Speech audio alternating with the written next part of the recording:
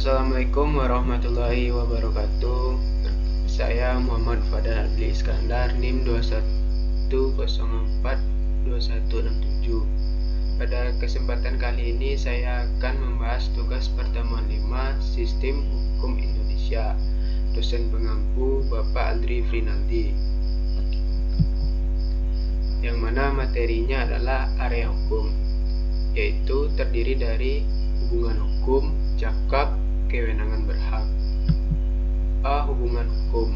Hubungan hukum adalah hubungan antara dua subjek hukum atau lebih, atau hak dan kewajiban di satu pihak berhadapan dengan hak dan kewajiban yang lain. Hubungan hukum mempunyai 3 unsur. 1. Orang-orang yang berhak atau kewajiban saling berhadapan. Contohnya, A menjual rumahnya kepada B, A berhak meminta pembayaran kepada B, B wajib membayar kepada A, B berhak meminta rumah A setelah dibayar. 2. Adanya objek yang berlaku berdasarkan hak dan kewajiban. 3. Adanya hubungan antara pemilik hak dan pengemban kewajiban, atau adanya hubungan atas objek yang bersangkutan. Syarat-syarat hubungan hukum. 1. Adanya dasar hukum. 2. Timbulnya peristiwa hukum. B. Cakap. Cakap hukum secara perdata berarti kecakapan seseorang untuk melakukan perbuatan hukum dan karenanya mampu mempertanggungjawabkan akibat hukumnya.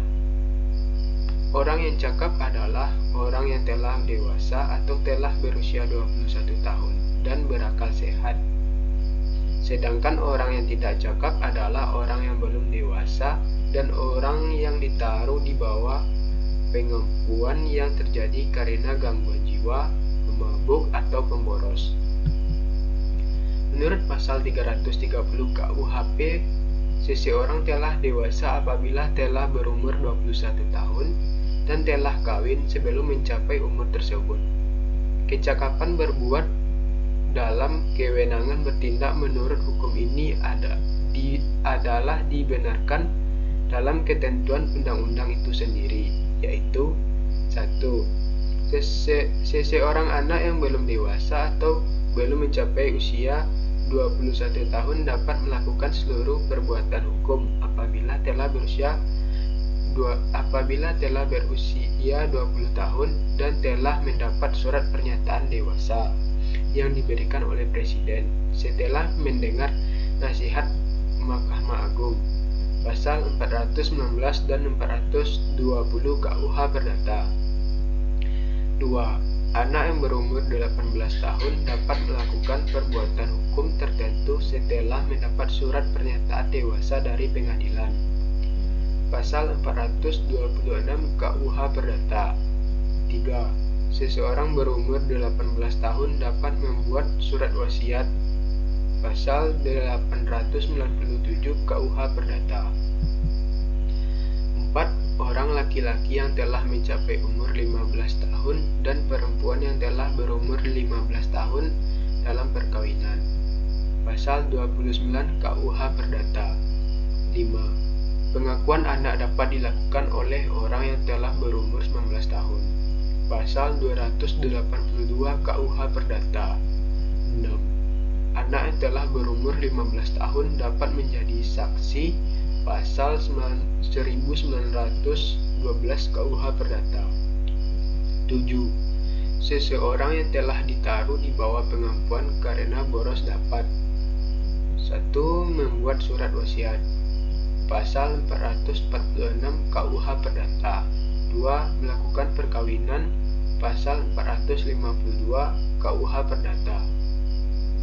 8. Istri cakap bertindak dalam hukum dalam hal 1. Dituntut dalam perkara pidana, menuntut perceraian perkawinan, pemisahan meja dan ranjang serta menuntut pemisahan harta kekayaan. Pasal 111 KUH Perdata. 2.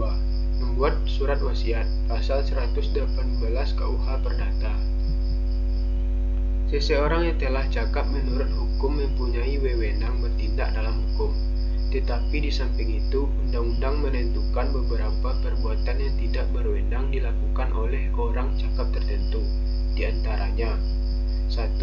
tidak boleh mengadakan jual beli antara suami istri. Pasal 1467 KUH Perdata.